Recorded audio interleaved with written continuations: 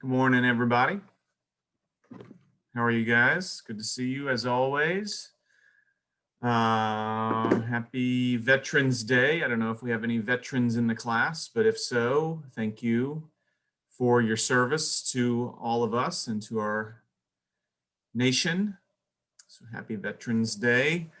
Okay, so we're moving in with co-tenants and concurrent estates here. Now we're gonna work through a couple cases, maybe two cases, hopefully, but at least one for sure. But before we get there, I want to make sure that we are on top of what it means, what the difference is between the tenancy in common and the joint tenancy in action. Okay, so on Monday, I feel like I spoke a lot about what the difference is and how how the effect of that right of survivorship plays out. But I want to begin by just doing a quick comparison between the two so that we can have a sense of exactly how this might show up, for example, on a conveyance in an exam question. Okay, so let's do it. Okay.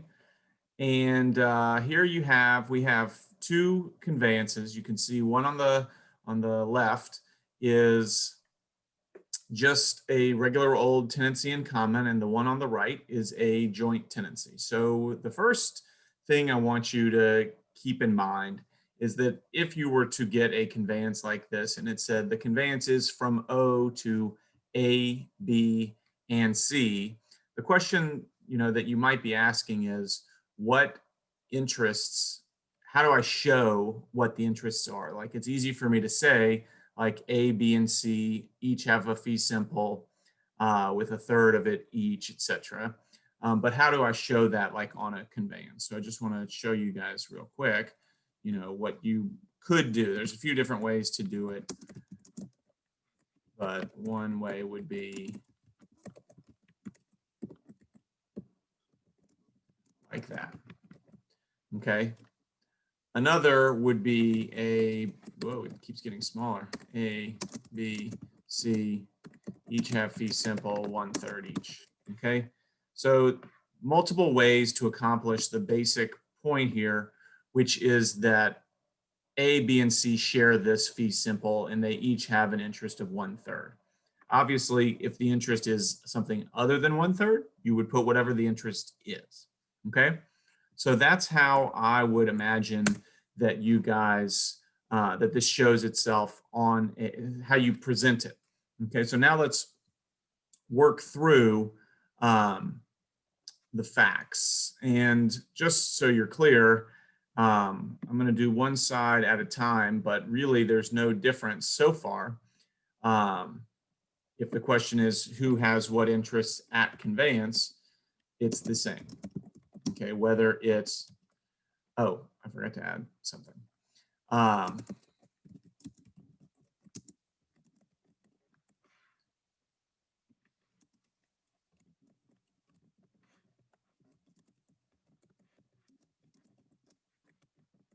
Okay, so it is important to put in tenancy in common or in joint tenancy. Okay, so these are just two different ways of showing it, but the main thing is include the sort of stake that they have in the fee simple. So identifying what their shares are and identifying the form in which this concurrent estate is held. Okay, it is a tenancy in common here. It is a joint tenancy here. Okay, so I'm going to just pause here and make sure we're all on the same page that these are pretty straightforward, to A, B, and C, or to A, B, and C as joint tenants. But I want to make sure that you guys are straight with where we are so far. Any hands, any questions? Okay, so far so good. All right, so let's work the tenancy in common first. A dies, leaving everything to X. So if the question B, right, if question A was who has what interests at the moment of conveyance, question B is going to be now who holds what interests after A dies, leaving everything to X. So who wants to answer? This one should be pretty easy with the tenancy in common. I got you, Professor. So What? it would be What? You got to, Jasky, you got to put your blue hand up, man. If you want to start talking, Tierney's got her hand up. So I'm calling on Tierney. It'll be X, B, and C all have 1/3 fee simple and tenancy in common. Okay. And Tierney, how do you know that? Because everybody still has their share, even though in A passed his share to X, so X gets A's share and B and C keeps their share. Great. Okay. So pretty straightforward. X, B, and C, it really doesn't change. The only difference is the identity of who holds A's share. And now it is X that holds A's share. So it's pretty much the exact same situation. So remember the tenancy in common, you can do whatever you want with it. You sell it, you can pass it through your will. It really doesn't make any difference. You could even split it, right? A could die and leave everything to their two children, X and Y. Tierney, if that's what happened, what would the interests be? If A died and left their entire estate to X and Y together. So the 1/3 that belonged to A would be then divided between X and Y. X, Y, and then B still keep their 1/3. Great. So it would be X and Y have fee simple with a 1/6 interest each, and B and C have fee simple with a 1/3 interest each. So each, all in a tenancy in common. So we've got 4 individuals holding as tenants in common in that particular example. Okay. So tenancy in common is really straightforward and simple. Okay. You can do with it whatever you need to do with it or whatever you want to do with it. Split it in half, pass it to multiple people, sell it, etc. Okay. So everybody good with the tenancy in common half of this?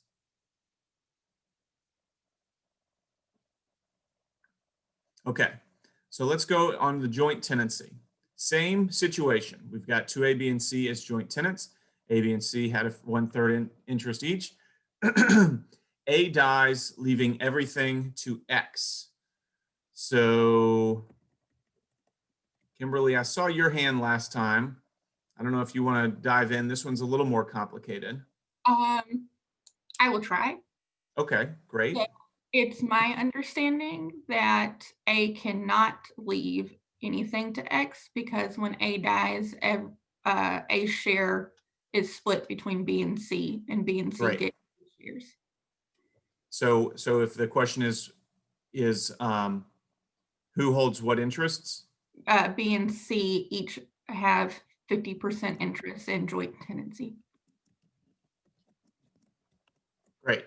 And Kimberly's response was precisely on point. It's because A's interest in a joint tenancy, when they die, when they're the decedent joint tenant, their share is split equally among the surviving joint tenants, here, B and C. Okay? That's how the right of survivorship works. We good with that part of it?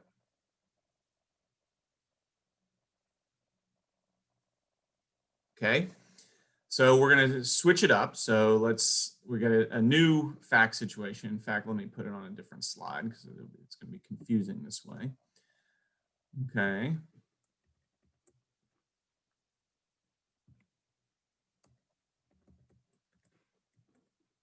All right, so we've got the same initial conveyance, and so we're changing it up, right? So what happened before? Forget that. We've already solved those problems. Now we've got a new problem. Okay.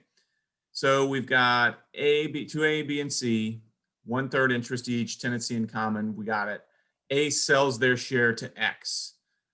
Tierney, you want to give me that one real quick? So X has 1/3 fee simple in tenancy in common. I mean tenancy in B and C still have 1/3. Great. It's exactly like the one we did before.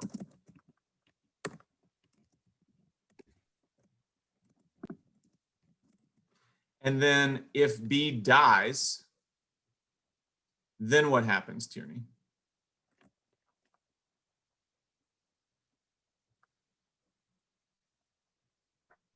Um,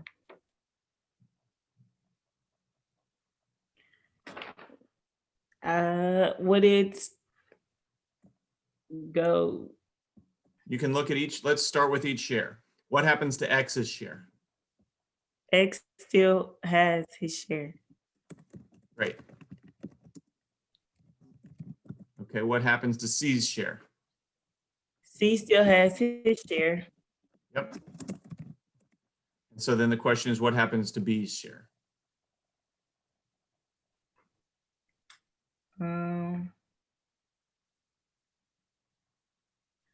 I'm not sure. If I don't know, it would if he has a will, then it would be passed in his will. Great. And if he doesn't have a will,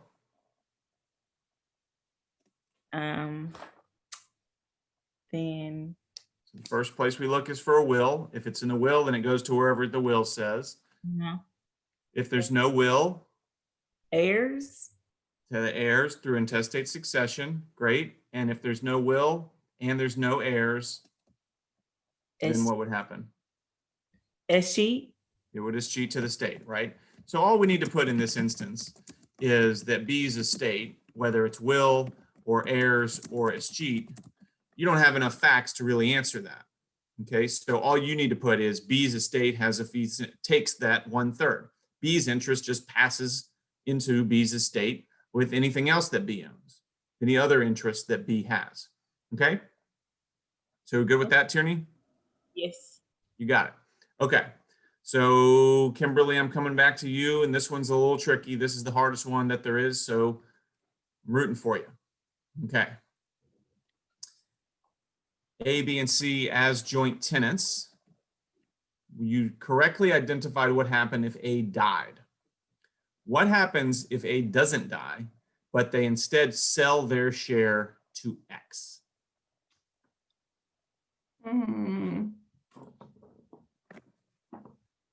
I'm not sure that I know the answer. B and C each keep their third in joint tenants. but Okay.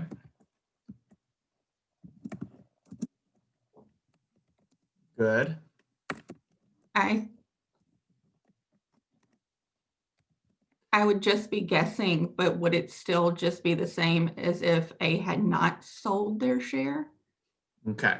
So that's what happens sort of over here, in that A is able to sell their share with really no effect on the interests of other people.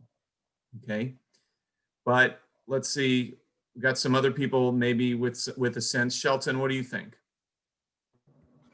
Doesn't in joint tenancy, you can sell it, but if you sell it, then it turns into a tenancy in common. That share gets cut off share. from the joint tenancy. Right. That's right. Okay, so what would you say happens here? If that share gets cut off, then would B and C's, would they still have a joint tenancy? That would They be, do. but would it go down to 1/3 since it's, Okay. So let's focus on what happens to A's share. Okay. So you said, and you were right, that selling a share of a joint tenancy severs the joint tenancy as to that share. So what is that? That doesn't mean it severs the concurrent estate, but it severs the joint tenancy. So it cancels out the right of survivorship for that particular share. So does X still have does X have an interest here? yes. Yeah, okay, they do. and it's a fee simple, right? We're dealing with just fee simples here. So what would you say is the size of their share? 1/3. 1/3, right? And is it in joint tenancy or tenancy in common with the others? Tenancy in common. Okay. So I'm going to ask the next question first before I come back to explain what's going on here. Okay. So Shelton, there's no reason that you would necessarily know this, but I'm curious if maybe you can figure it out. What happens if B dies? Let's take it one share at a time. So first A sells their share to X, and then some version of what we've got up here happens.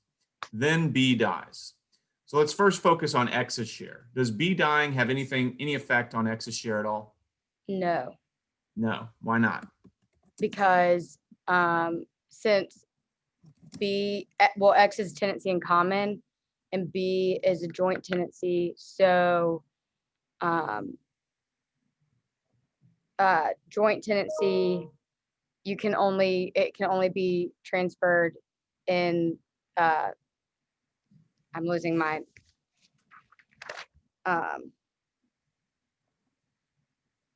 it's the right of survivorship different. Exactly. And there is no right of survivorship attached to X's interest. So A selling the share to X cut off the right of survivorship for that third interest. So that third interest is separated out. It's not a part of the joint tenancy any longer. Therefore, someone dying is irrelevant to that third interest. It has been sort of segregated out from the other interests that exist in this property. Okay, good. So now, what about the other interests? What do you think is the outcome here? Would C then have a 2/3 or 2/3 in joint tenancy? Since Sure. it Would it be in can't, joint tenancy?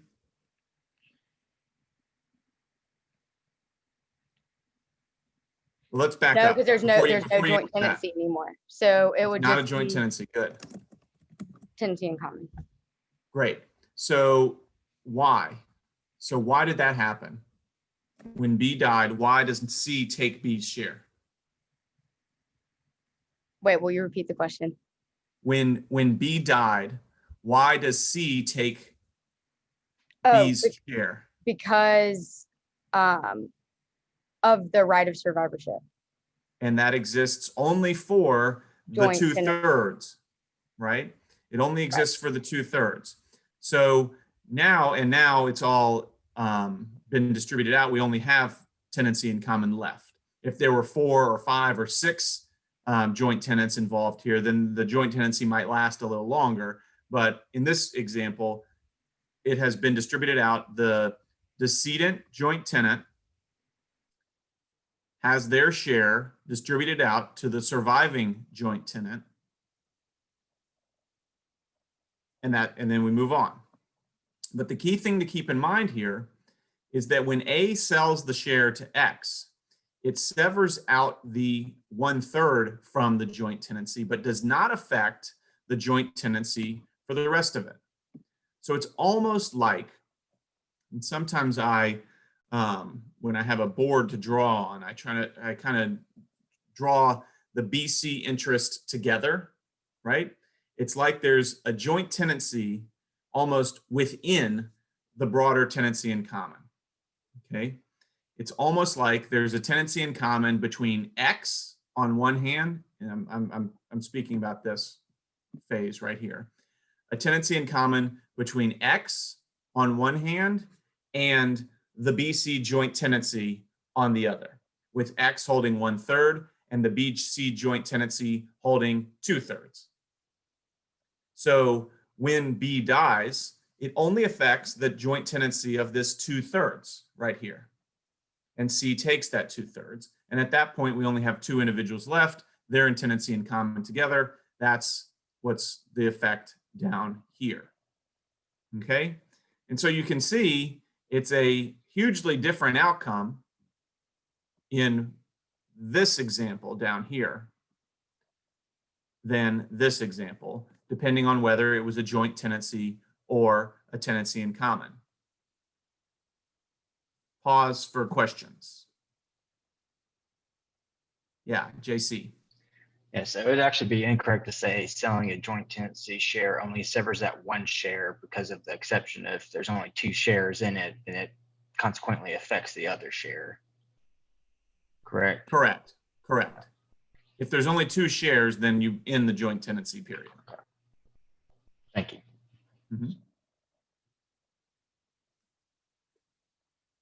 Alex. If before B died, they specifically put in their will to pass down their share to someone else, would that heir to be get a tenancy in common as well?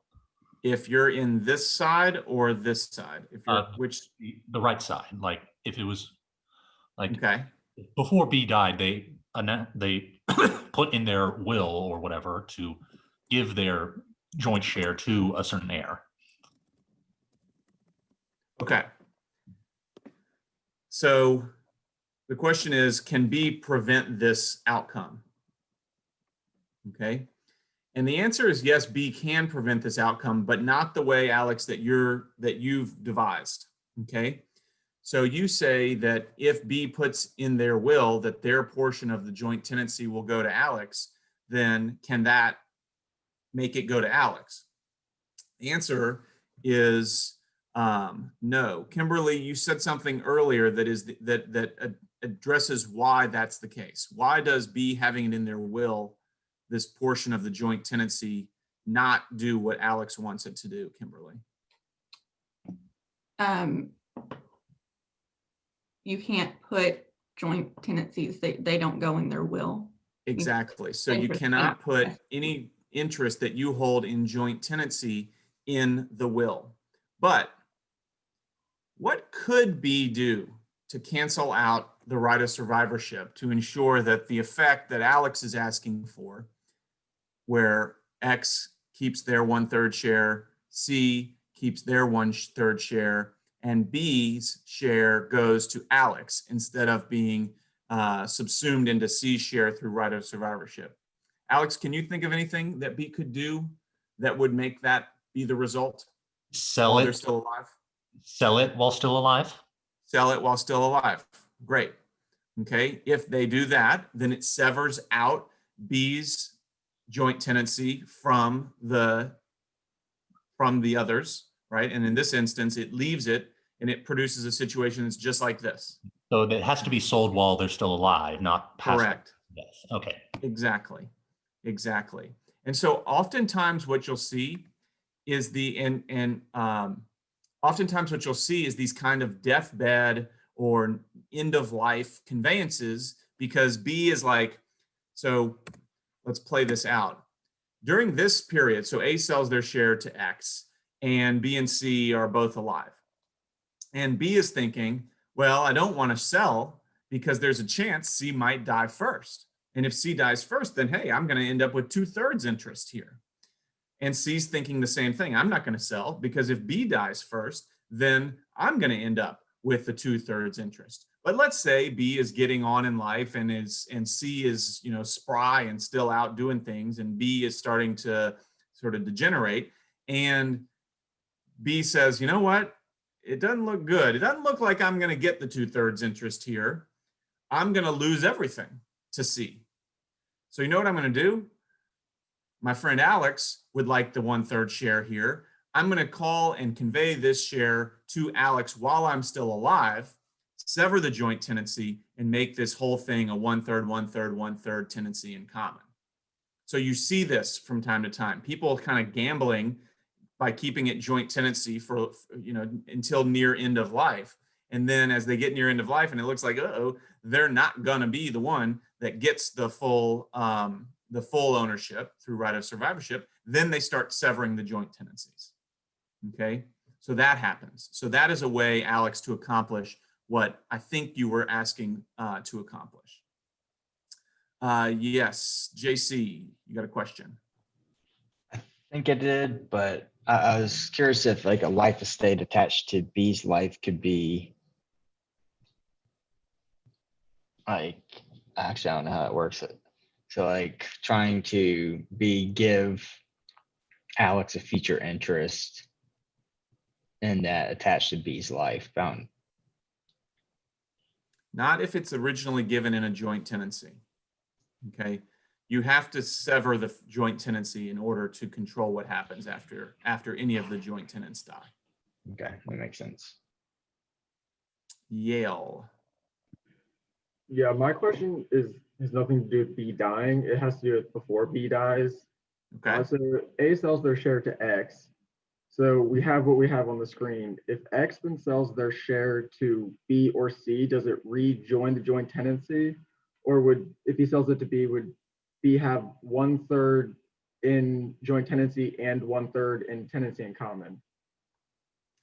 The second thing you said. So it does Okay. not recreate a joint tenancy. And in part, that's because of the sort of old formal requirements of joint tenancy, which is that the shares in a joint tenancy have to be equal to one another.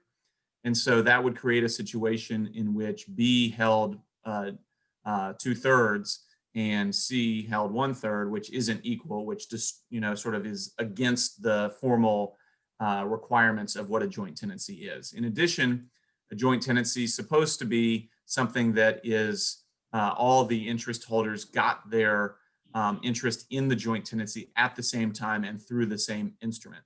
And so that would disrupt that unity also. So it would create this really funky situation in which B actually had 2/3 interest in the property, but only half of that, only 1/3 of it would be connected to the joint tenancy with C, while the other would just be independent and they could do whatever they want with it. Okay, my other question is, do we have to know those 4 requirements, or they should just kind of be in the back of our head? Yes, back of your head. I'm not gonna make it ambiguous about whether or not it's a joint tenancy. If I want it to be a joint tenancy, it's gonna look just like this. Okay. So those are things like the ambiguous language and stuff like that. Those are cases, those happen. But that's not what the point of my conveyances on my exam is, right? I'm not looking for y'all to have to analyze ambiguous language. Chase, I'm going to call on you, but I just want to make one quick point. Note that in all of these examples, like here, yeah, it's 1/3 each, 1/3, 1/3. Here it's 2/3, 1/3. But remember, the main characteristic of a concurrent estate is that regardless of what we're describing is all going on in the background, C can use the whole property, X can use the whole property, B can use the whole property. There's not like a place where you point and say, okay, this is the plot that belongs to C and this is the plot that belongs to X. If it is truly a concurrent estate, which so far everything we're encountering is, if that's the case, they can all go everywhere on the property. Okay, so they all have the right to full enjoyment. Okay, Chase, yes.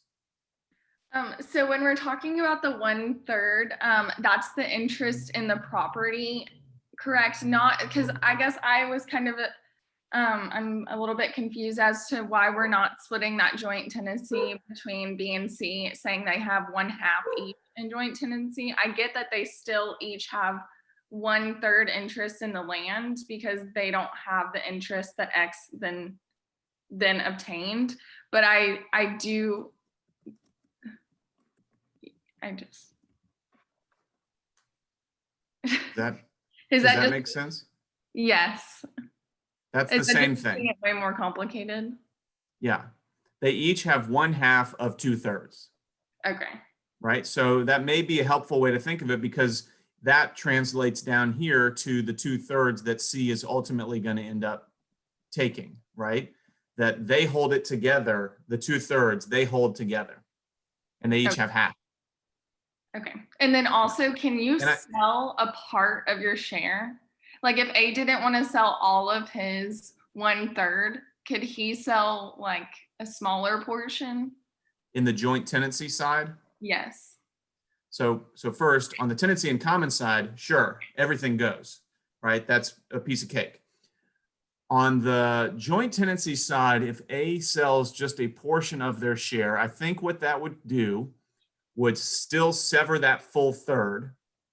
And so A would be out of the joint tenancy still, and then there would just be that third would just be split among multiple parties as tenants in common, and as tenants in common in the big sphere, with that 2/3 joint tenancy still being there. Okay. So it would just distribute out that additional, he would still lose his joint tenancy by Yes. selling any portion. Okay. Yes, yes. And so you guys can see that the selling of a joint tenancy has an effect, right? A is out on this. They are out on the right of survivorship. So the best case scenario for all time for A or X in this example is that they will only have a third. They can never have more than a third without buying or getting B or C to convey to them additional property. And so sometimes that's good. That's what they want. Other times, if they thought that they might get the right of survivorship, then it's disadvantageous to split their share off from the rest of the joint tenancy.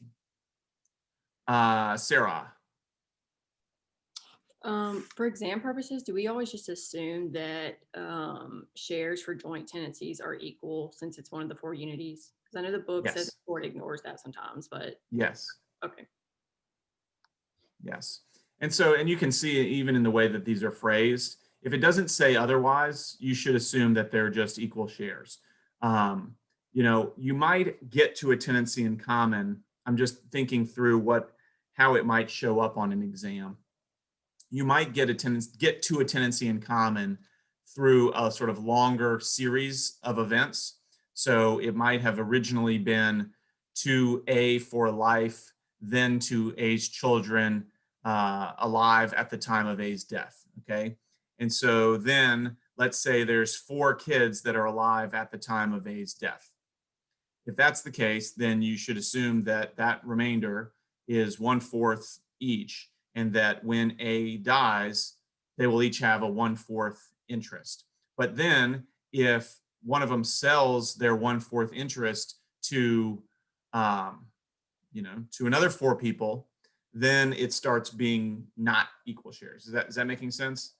But when it's originally created, unless it says otherwise, you should presume equal shares like we have in these 2 examples. We good? How are we feeling about this? So you'll see on the older exams that there are instances where this is sort of embedded in the conveyances.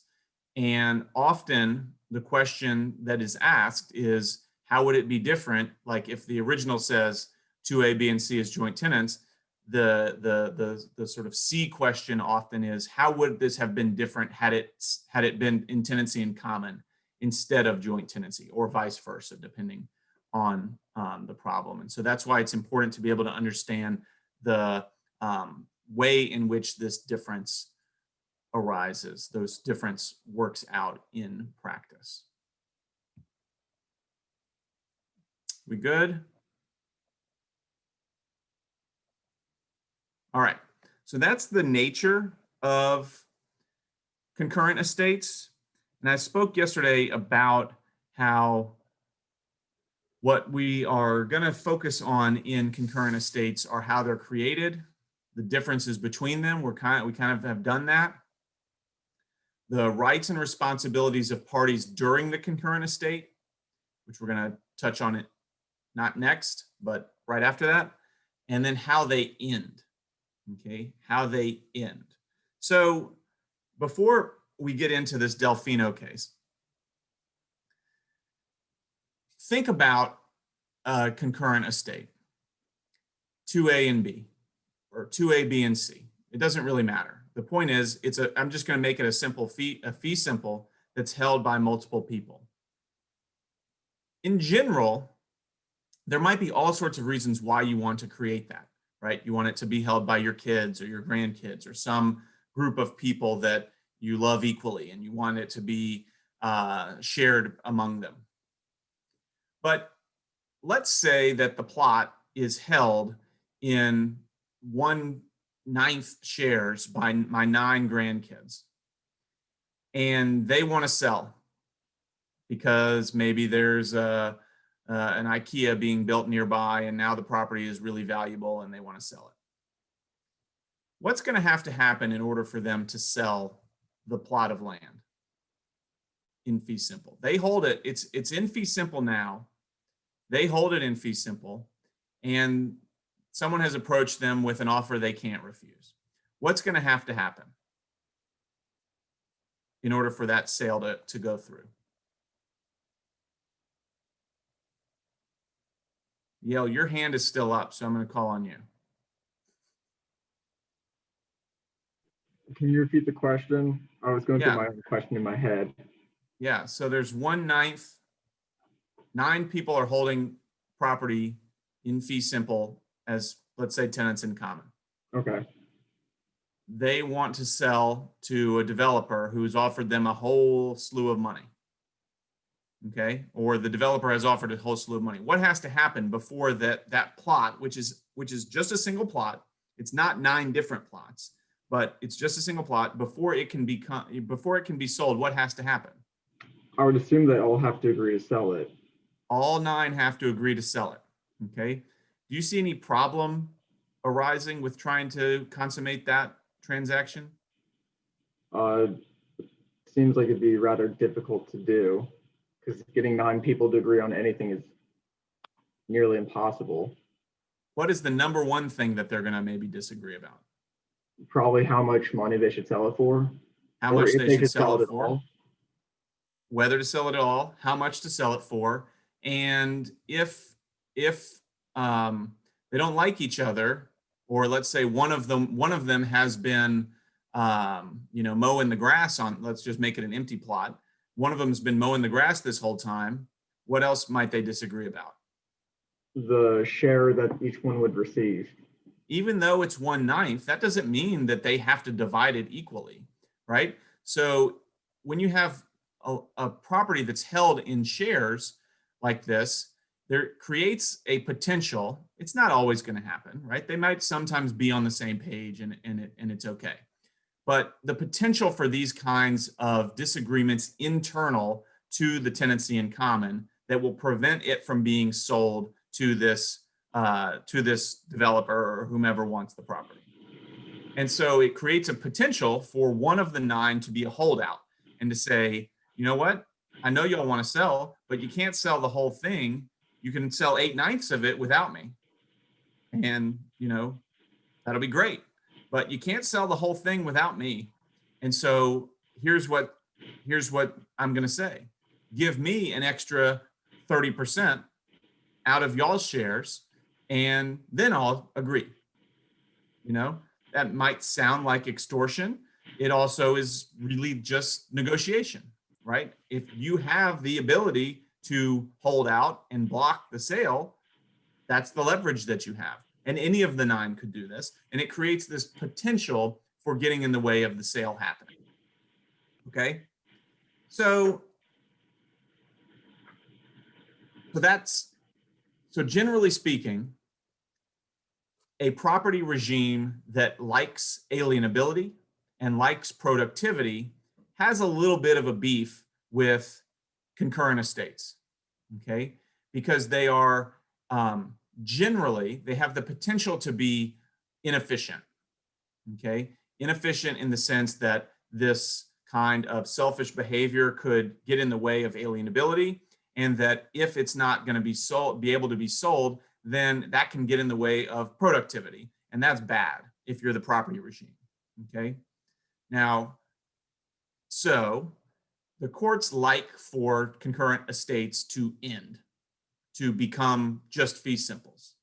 And so before we start talking about Delfino, I want to sort of get an idea, how could any concurrent estate stop being a concurrent estate?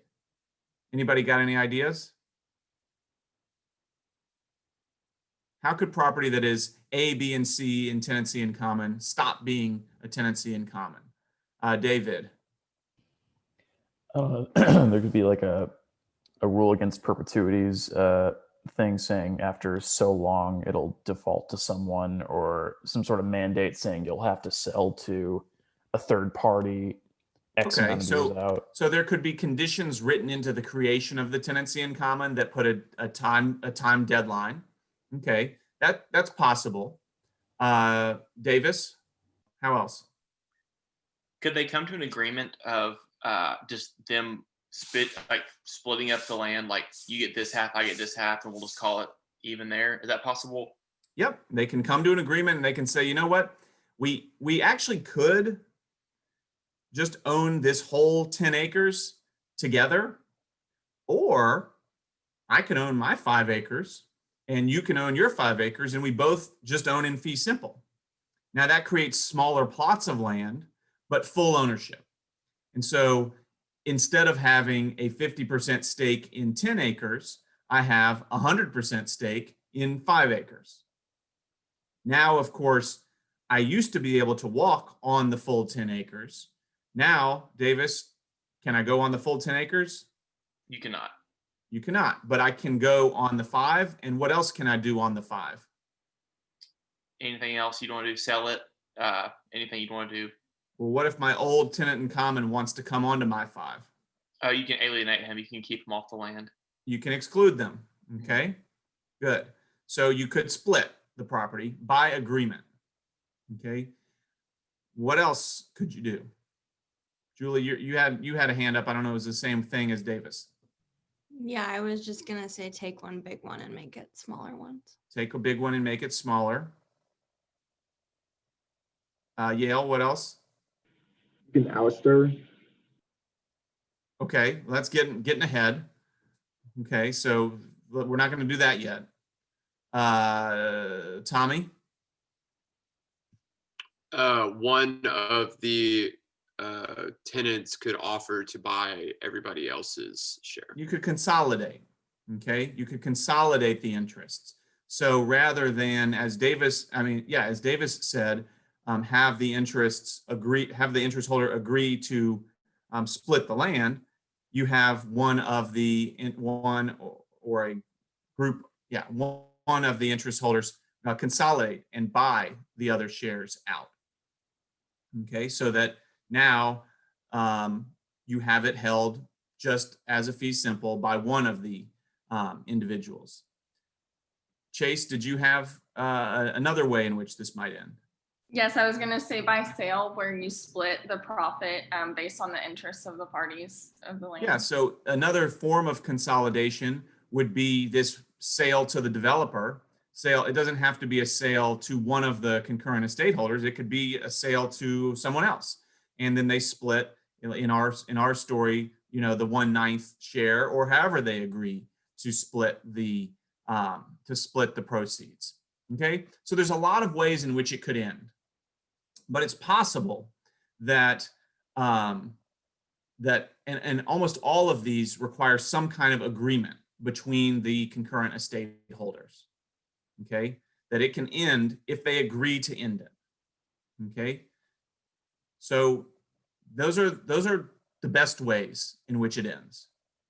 However, it's possible that one of them doesn't agree, or two of them don't agree, or one of them wants to sell, but the others don't want to sell. So are there other ways to end the concurrent estate? That's what Delfino is about, okay? It is about this one unilateral way that all concurrent estate holders have at their disposal to use whenever they want to trigger an end to the concurrent estate. That's Delfino, okay? It is a threat that lingers over all concurrent estates, and in fact encourages them to come to the kinds of agreements that you guys have just described. Okay, because I've said, well, maybe there's incentive not to agree, to be the holdout, to be the selfish concurrent estate holder.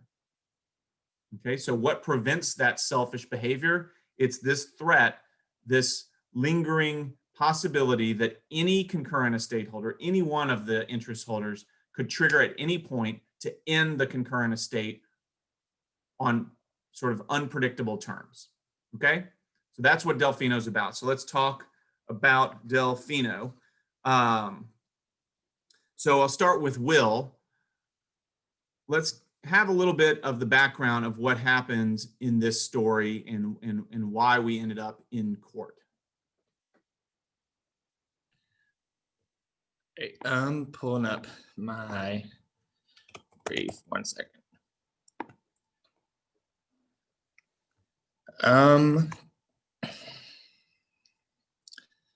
So the Delfinos and the defendant owned a plot of land as tenants in common.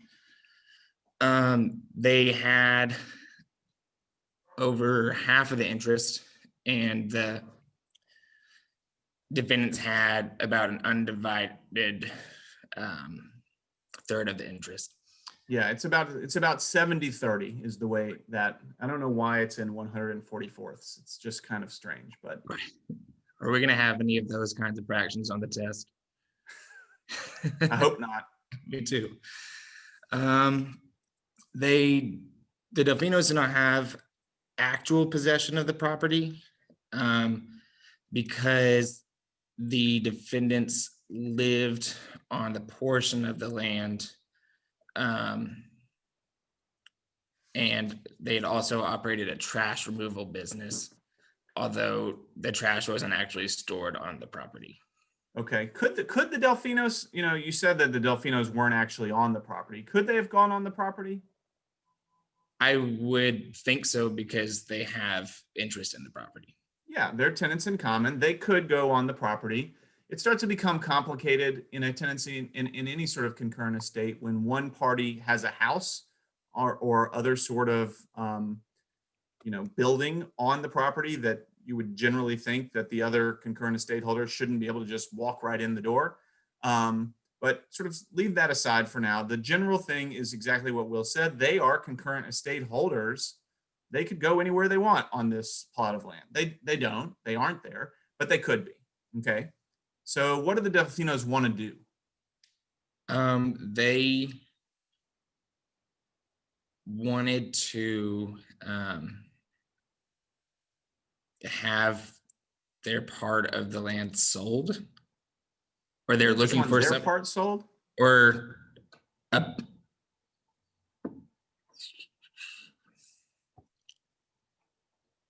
they wanted to sell the property with each party's interest being sold, like as the amounts that they had.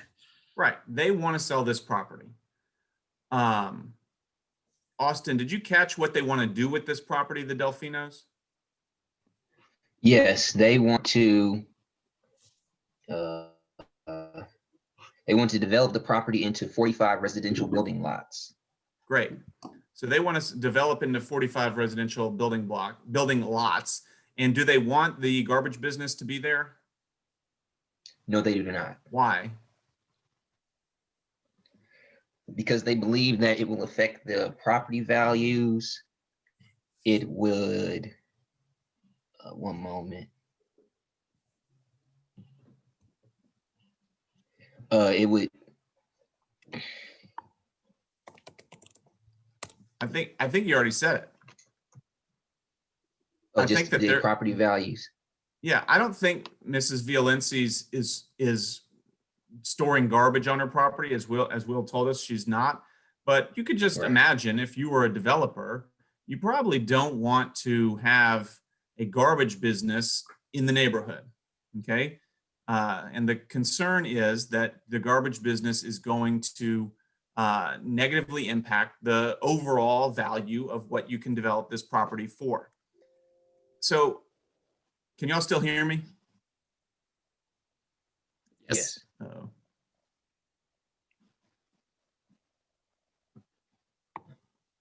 Okay. So Austin, what do you think the first step for Delfino should have been here before we get to the lawsuit? they could have discussed with Ms. Violensis.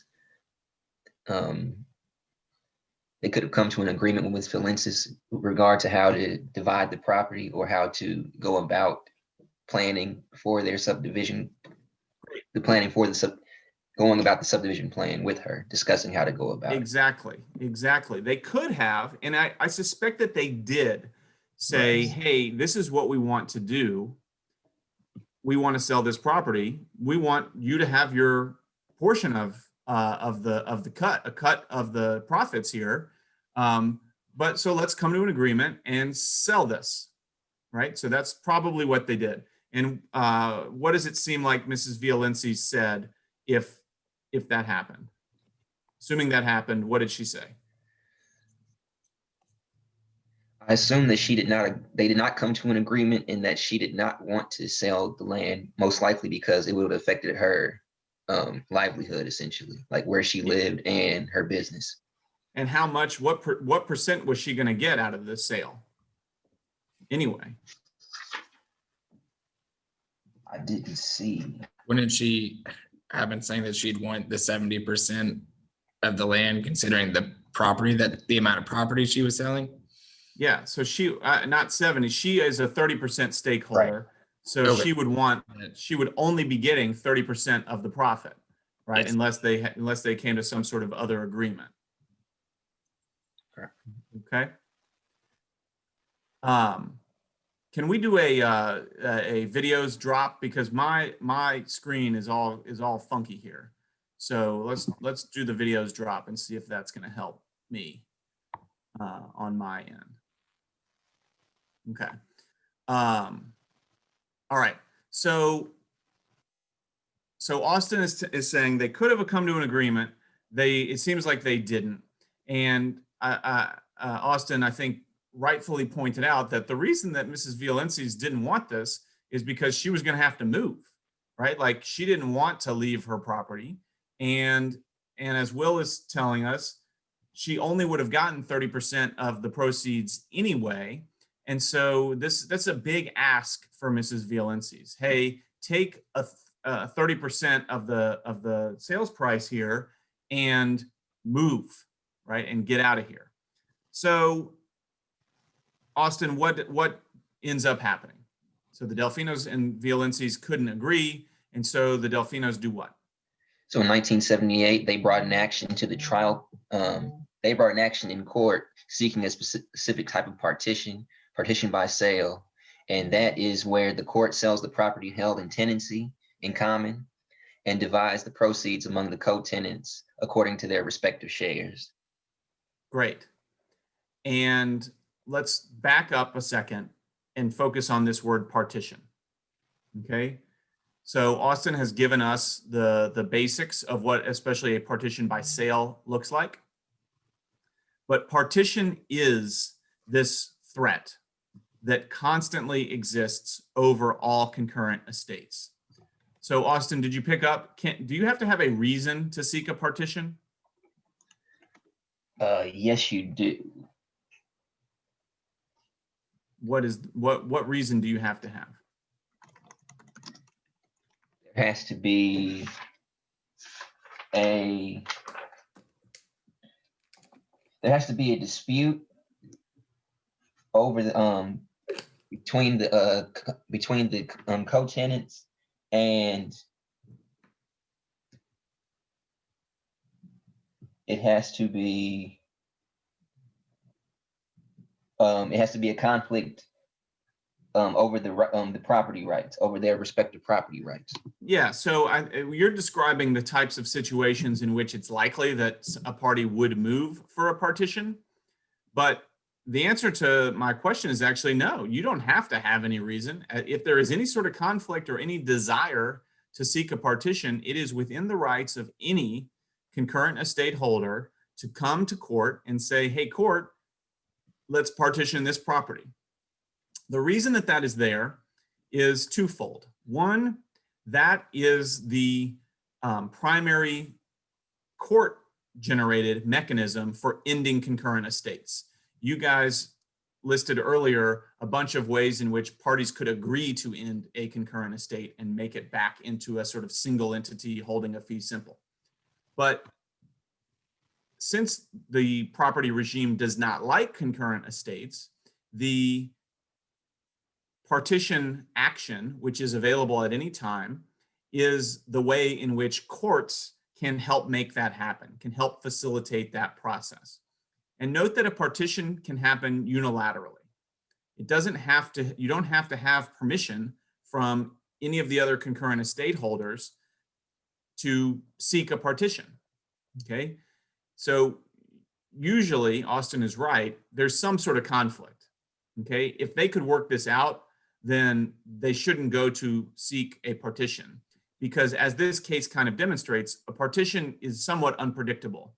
You're, instead of coming to an agreement among the co-tenants about what to do with the property, you are sort of punting it to the court and saying, hey, court, do something.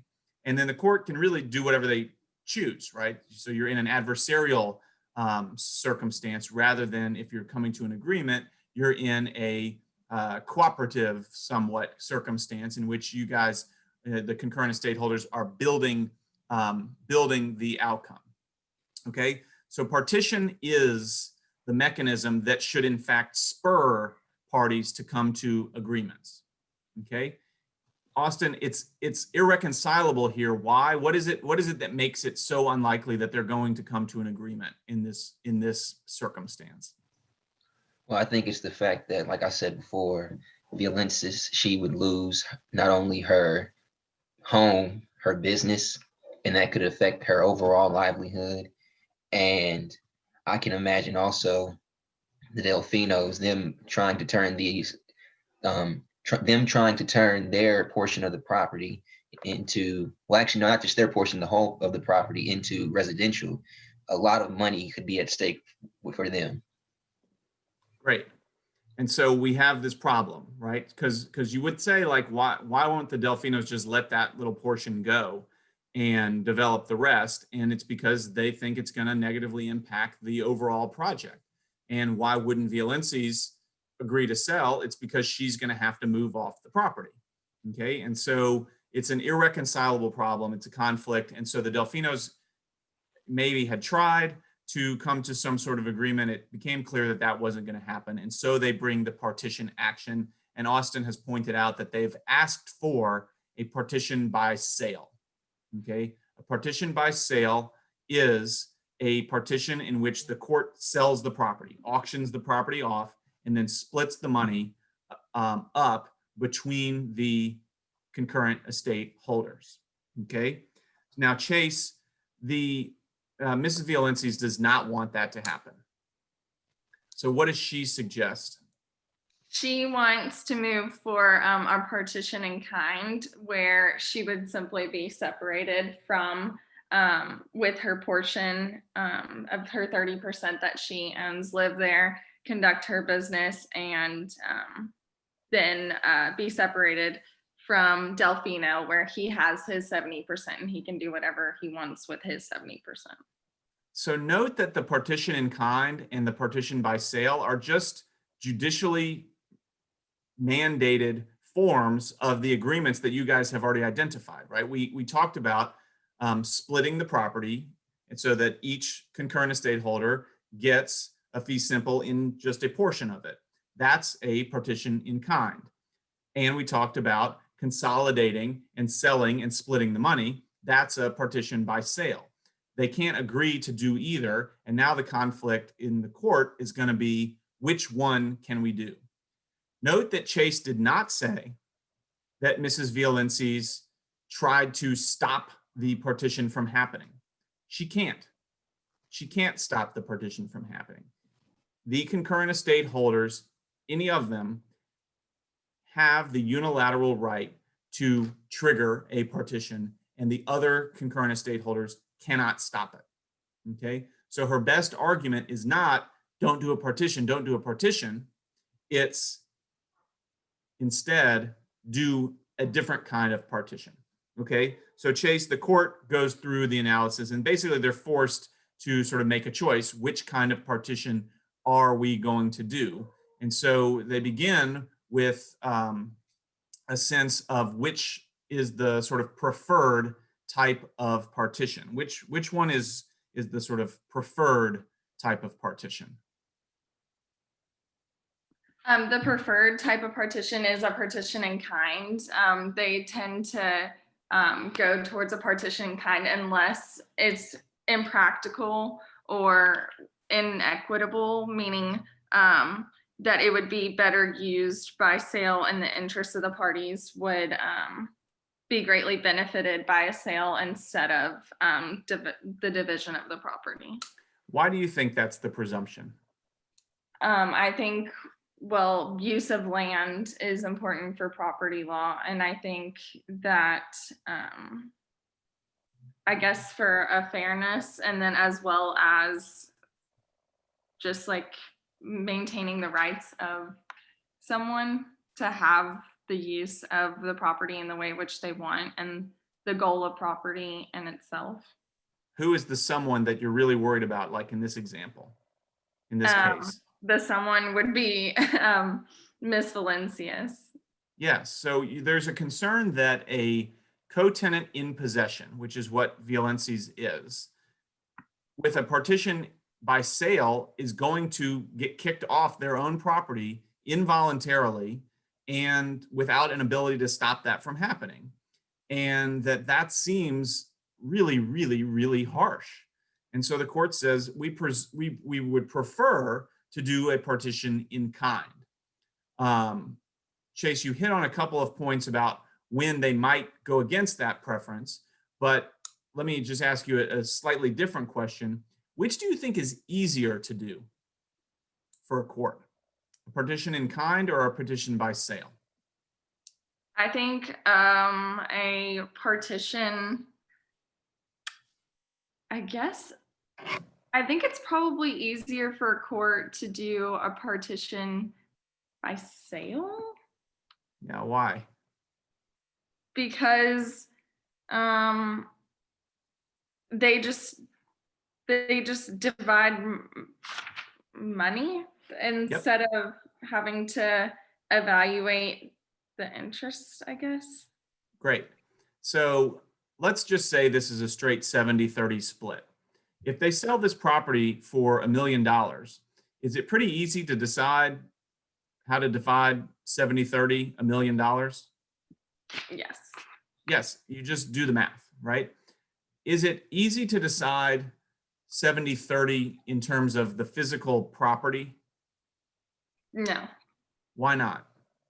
Because one interest may take away another person's interest, or one person may want something different, or Like what? their interests, even though being separated, could have an impact on the land in different ways.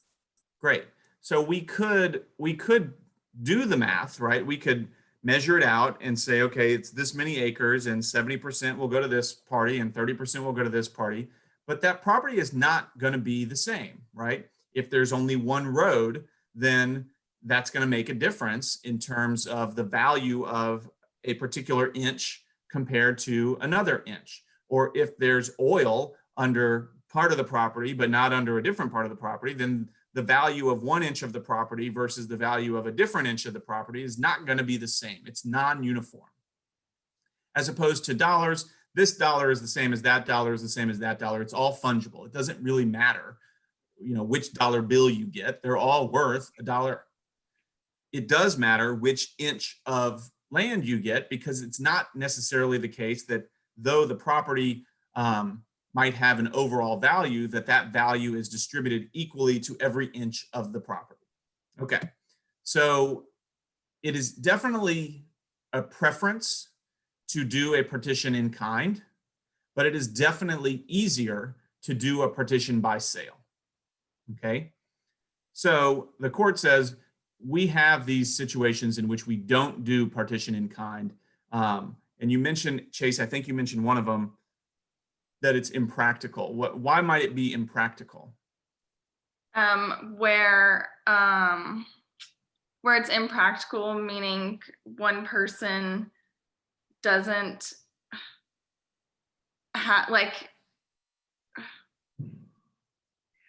where the interests of one, like the sale, the monetary value would greatly be affected by one party in selling the property.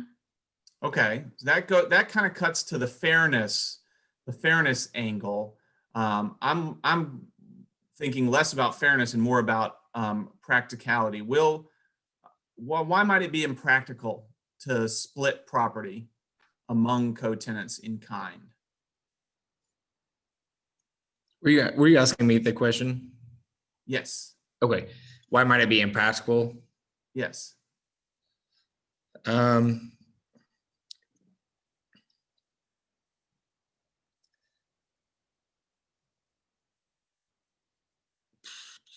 I would two think- reasons I think that it could be impractical.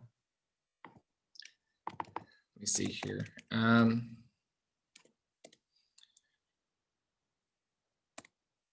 Would it be that they would probably not come to like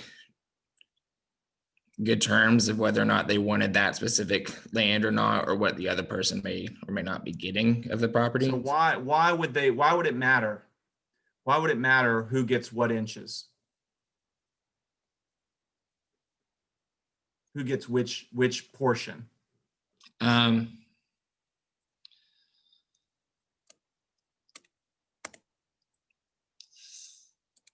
Because I think, well, maybe the portions may have different values. They might have different values, but they also might have they might be different, right? So in this example, we're imagining pretty much a flat, vacant, grass-filled lot, right? Or parcel, other than where Miss Violenci's business is.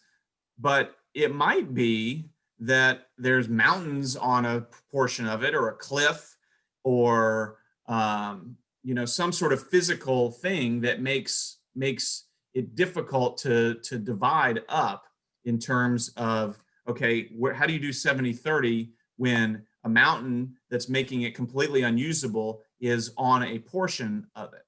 Okay, so the court says there might be physical attributes to the property that make it difficult to split it in kind, or impractical. How else might it be impractical, Austin? Another way it could be impractical is that if there are, say, more than 2 co-tenants, if it's like 7 or 8, it would be much more difficult to divide the land up based off their respective interests. Great. There could be like an issue with splitting it too many ways, right? If we just have a half-acre lot that's owned by 8 people, it doesn't make sense to split it into 8/8 of a half-acre lot. It's going to end up being too small. Similarly, it might be problematic even if there are 2 interests. If one of the interests holds 90% and the other holds 10%, right? It might start to be impractical to divide it in kind in that way, because the 10% might end up being so small that it's useless. Okay. And so the court says there might be circumstances where this is impractical, and therefore we will go against our default partition in kind and instead go with a partition by sale. So Chase, the court ends up doing what here? So the trial court concluded that a partition in kind was not the best in the interests of the parties, and they declared that a sale would be better, and especially weighing heavily the fact of the issues surrounding Mr. Delfino's want for the use of it as a residential property. Okay, so that's the trial court. What about this court?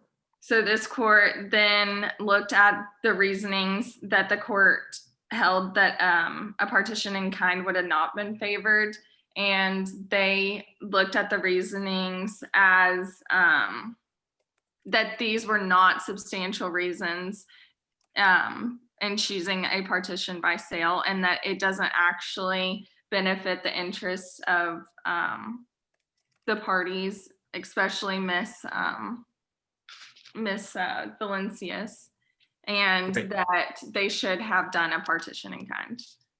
And then ultimately, that's what we get out of this case is a partition in kind. And then the court is starting to talk, the notes are afterwards are talking about how Violences kind of seem to get, at least economically, the short end of the stick here. Will, even though she economically got the short end of the stick, do you think that she was happy with this outcome? I would imagine so. Because what do you think her primary thing that she wanted to get out of this was? I think she mostly just wanted to be able to keep her like property value, like trying to think of the words, to where she felt like she was getting the best, like where she felt like she was genuinely able to keep her interests separate and compared to the Delfinos, because she wanted to keep her property, right? Yeah, and did she get to keep her property with this outcome? Yes. Yeah. And so even though the note afterwards makes it sound like she kind of got a bad deal out of this, I think she was probably pretty satisfied. She might not have cared about the rest. She might not have cared about the money. She might not have cared about the rest of the property. She got her primary thing that she cared about, which was to keep on the property. Austin, do you think this is the right outcome? Yes, I do. Based off the court's reasoning, like essentially the court ruled oppositely from the trial court in every regard. They found when the trial court said that approval by the planning commission for subdivision of the parcel would be difficult to obtain, the court found that that wouldn't be the case. They found that the property values probably would not be negatively affected, given that she didn't actually put bring trash to her property rather than just bins and trucks. And they said how if the defendant were granted the 1 acre parcel on which her residence is situated, the 3 lots of the proposed plan would be lost. They found that wouldn't necessarily matter because it would be her land. It wouldn't affect. Right. It wouldn't affect their plans because it would be her land regardless. Yeah, the Delfinos kept saying like you can't do it in kind because that's gonna eliminate our entire operation here. And the court here, the appellate court, says that's just not true. Like if you're gonna rebut this presumption of in-kind partition, you got to have a lot more than like speculation that it's gonna smell and it's gonna make our development sort of implode. You can't just assert that without any sort of real evidence. And so since you can't, then we're going to go with our regular old presumption and go to partition in kind. So I want to just make one quick point and then I'll let you guys go. And it is absolutely the case that from a legal matter, the partition in kind is preferred. Okay. However, the vast majority of the time, when a case gets to a court, the reason it gets to the court is because a partition in kind, which could have been agreed to, or like a split, which could have been agreed to by the parties, is overly complicated. Okay, it's overly complicated maybe because there is a co-tenant in possession, like Violences here. It's overly complicated because the property is uneven in its value, like this portion is worth a lot more than another portion, or it's overly complicated because there's a lot of interest holders and they can't agree on something. And so while it is the case that the presumption is in fact in favor of a partition in kind, of the cases that actually make it to court, to a judgment, more often they come to a partition by sale. That's not because the presumption is wrong. It's because normally a partition in kind will resolve itself without having to go to court. And that kind of brings me to the sort of overarching thing to take away with partitions is that because of the threat of partition and the unpredictability of it, that's why co-tenants agree to with one another on how to end co-tenancy. Okay, and so I'm hoping that last point is one that's sinking in for you guys, and it's that partition is the incentive to come to an agreement without having to seek a partition, if that's making sense. So we'll stop here. We'll pick up with this on Monday, and I will see y'all then. Have a good one. Professor Peel. Yes. When reading that note 1 where it's talking about the OLT that Yes.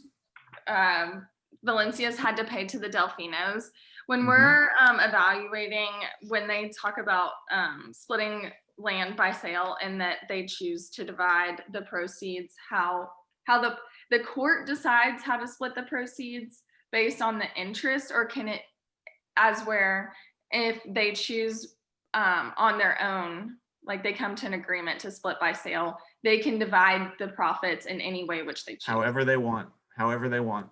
So in this fact, because she had to pay the OLT because of the adverse garbage operation, that was Mhm. something that the court decided against her to pay for him, regardless of the fact that her interest was smaller than his, and the Yes. outcome affected that.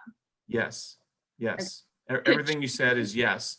The only thing I would add is if they did come to an agreement absent, the court, and she agreed to compensate them for, whatever negative impact the garbage business was going to have on the development, we wouldn't call it OLT. It would just be what they agreed to. And, the best outcomes here are the ones that people agree to, that they don't have to go to the court to get this kind of resolution. So they can agree to whatever they want. It's just, at that point, it's just contracts. How does the court decide the OLT? Because I guess I was wondering if she could have, said that, she's operating this business, this road was blocked off, that she lived there, it was affecting her way of living and her enjoyment of her own land and all this stuff. If she would have brought any litigation towards him, could that have possibly canceled out that money, or could she have been owed money from him? I don't see how she's going to get OLT in this case unless she's going to get less than 30% of the value of the property to be hers. So what they'll sometimes do is, let's say that her house, let's just say it's a house, her house is on a small corner of a large lot. So she might say, actually, I don't even care about anything other than where my fence is. And let's say she owns half and half, right? It's 50-50. And her plot where her house is that she's going to get in a partition in kind is much less than 50% of the physical land. So what they do is they give her house and her lot that has been fenced in, and then give everything else to the other side, but then make the other side compensate for the difference. Does that make sense? So Yeah. if So she like got we're the making up smaller, the difference in the interest that's being basically taken away. So Exactly. that's the big issue with her, is because of her property, he was technically losing some of that 70% from having those certain lots, like to be You got it. for residential. Okay, I got Yep. it.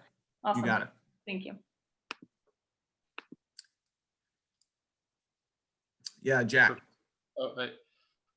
So on 361, like some of the rules I took away were like they consider the group, not the individual, and full enjoyment of the whole land, but you can't intrude on someone else's enjoyment. And the way you Yeah. know if you are intruding is two men cannot plow the same furrow. So if there's no specific percentages or specific areas of the land in the will, is it literally like a free for all as soon as the conveyance goes to possessory? And whoever starts mowing this area of the lawn, that's kind of where their furrow is. And then whoever puts the fence there or puts. So the answer technically is it's not just a free for all at that point. It's a free for all as long as it's a concurrent estate and they haven't come to some sort of agreement.